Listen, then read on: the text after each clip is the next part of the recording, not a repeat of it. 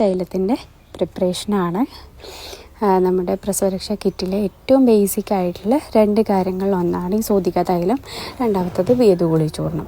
അപ്പോൾ സൂതിക തൈലം പ്രിപ്പയർ ചെയ്യണമെങ്കിൽ ഒരു 3 ദിവസം എണ്ണ കാച്ചാൻ വേണ്ടിയിട്ട് എണ്ണ ഉണ്ടാക്കാൻ വേണ്ടി തന്നെ അവിടെ തന്നെ നമ്മളൊരു 3 ദിവസം എടുക്കും.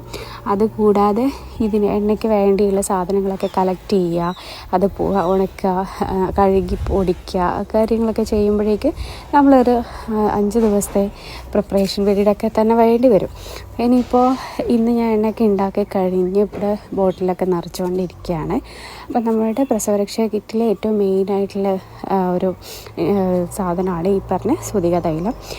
നെക്സ്റ്റ് വരുന്നത് വേദുകുളി ചൂർണ്ണമാണ്. ഈ സൂതിക തൈലം ദേഹത്ത് മുഴുവൻ അപ്ലൈ ചെയ്യുക. അതിന് ശേഷം ഒരു 10-20 മിനിറ്റ് നമുക്ക് വെയിറ്റ് ചെയ്യാവുന്നതാണ്.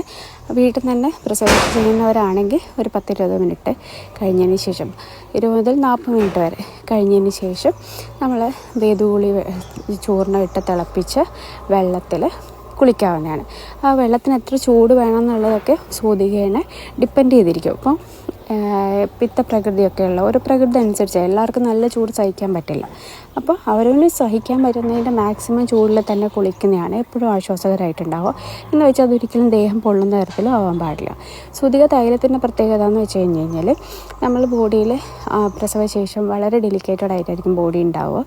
അത് നോർമൽ ഡെലിവറി ആയാലും സിസേറിയൻ ആയാലും ബോഡിക്ക് വരുന്ന മാറ്റങ്ങൾ കുറേ മാറ്റങ്ങളൊക്കെ ഒരുപോലെയാണ്. സിസേറിയൻ ആകുമ്പോൾ കുറച്ചും കൂടി അധികം കാര്യങ്ങൾ നമ്മൾ ശ്രദ്ധിക്കാനൊക്കെ ഉണ്ട്. അതുമാത്രം അല്ലാണ്ട് വരുന്ന ചേഞ്ചസ് ബോഡി മസിൽ ടോണ് കാര്യങ്ങളൊക്കെ വ്യത്യാസമായിരിക്കും. പ്രസവശേഷം പ്രസവത്തിന് മുന്നേ നമ്മളൊരു 9 months കുട്ടീനെ ക്യാരി ചെയ്യുമ്പോൾ മസിൽസൊക്കെ വളരെ ലൂസായിരിക്കുന്ന ഒരു കണ്ടീഷനിലായിരിക്കും ഉണ്ടാവുക, പ്രസവശേഷം ഉണ്ടാവുക.